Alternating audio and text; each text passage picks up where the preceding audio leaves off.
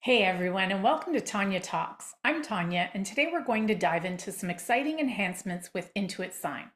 If you're looking to streamline your document signing process and make your life a little bit easier, you're in the right place. So let's get started. First off, let's talk about what Intuit Sign is. It's a powerful tool that allows you to send, sign, and manage documents electronically.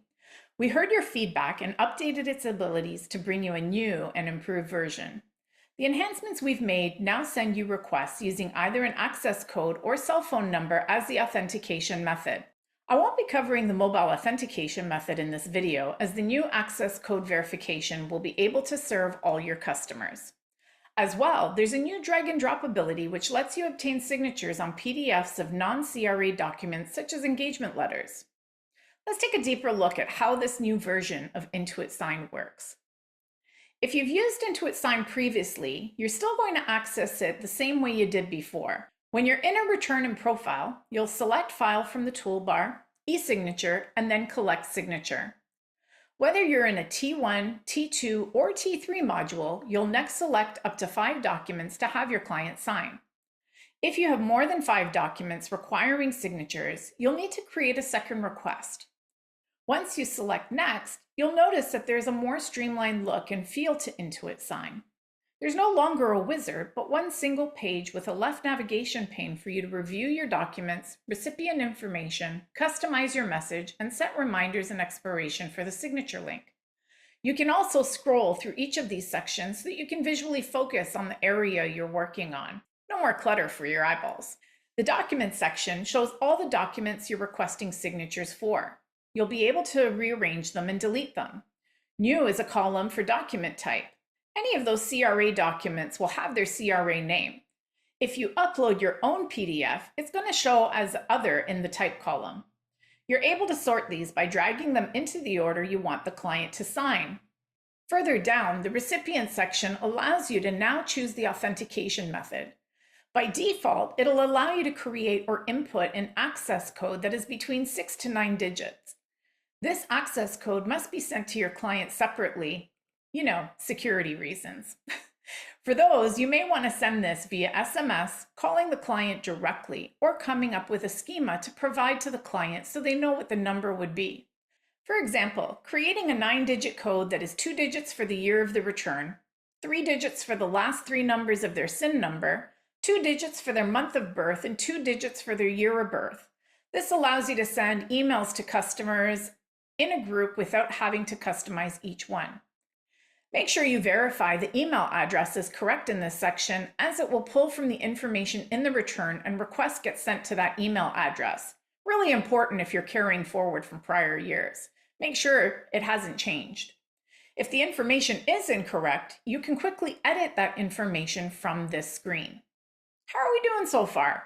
Having clear and concise visibility helps make sure you're doing what you need to do and preparing in an organized fashion. Let's continue looking at the request and how to automate some of the information being sent to your clients. In this new and improved version, we've separated out the message section, which allows you to customize the email message your client will receive. You'll notice a variable tag for the client's name, which allows that information to pull in from the return, personalizing that content. This is similar to the original Intuit Sign feature. You're able to see a preview of your client's email experience from here as well. The final section, Reminders and Expiration, has changed slightly and is more streamlined to manage. By default, requests will automatically expire after 30 days. You don't want access to sensitive information being available for too long a period. What has changed is the ability to set an expiry anywhere within a maximum of 60 days. We have removed the first reminder after sending the request, but still allow you to set a reminder cadence. Once we are finished, we would click the Next button. Now that we have all of our settings completed and documents chosen, the process moves into the signature request, which allows you to view all PDFs and their signature boxes. Now, if you'll recall, we added a document that was our own engagement letter in PDF format. If you have any PDFs that are not a CRA document, you have the ability here to insert into those documents signature fields, signing date, and text for the signer. This now provides you with the ability to obtain signatures from your clients on any type of document as long as it's in PDF format. It'll also allow you to capture multiple signatures on a T1032, but this has to be sent as its own request since the behavior pulls both spouses' signatures into one document. Intuit Sign is now an all-in-one solution for obtaining signatures, reducing integrations, and increasing efficiency by creating a workflow from within the product. When you click Next after this signature, it will allow you to review all of your information one last time prior to sending. This is still the same as the original experience. However, once the request has been sent, the Got It button will close the request box and take you to the e-signature dashboard where you can review all signature requests and use filters to streamline what you're looking for. Now that we know what your process looks like, let's take a look at what your client will experience. From the client's perspective, the experience is so easy to access the documents to sign. This will be extremely helpful for those clients who aren't tech savvy. They will receive a more modern-looking email which contains a review link that will then open in a browser and prompt them to either enter the access code or their cell phone number, depending on which verification method you chose. Your clients don't need to worry about setting up an account or remembering any passwords. They're able to scroll through the documents you sent or use the next buttons at the bottom to proceed to the signature fields. When they click on the signature boxes and type their name, it will create a signature. Once the client has submitted their signed documents, they'll be able to download those documents for their own records. As you can see, this is a pretty easy, seamless experience for your clients. There's no confusion about what they need to do, and it also opens up your bandwidth because they're able to do more on their own.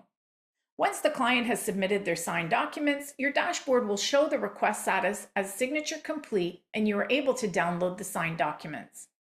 Included in the download will be copies of both the signed documents and signature certificates for each document that are CRA compliant for your records. Thanks for joining me today to learn all about the wonderful enhancements to Intuit Sign. If you're interested in purchasing Intuit Sign, please go to our website or contact your account manager. I hope to see you again in another session soon.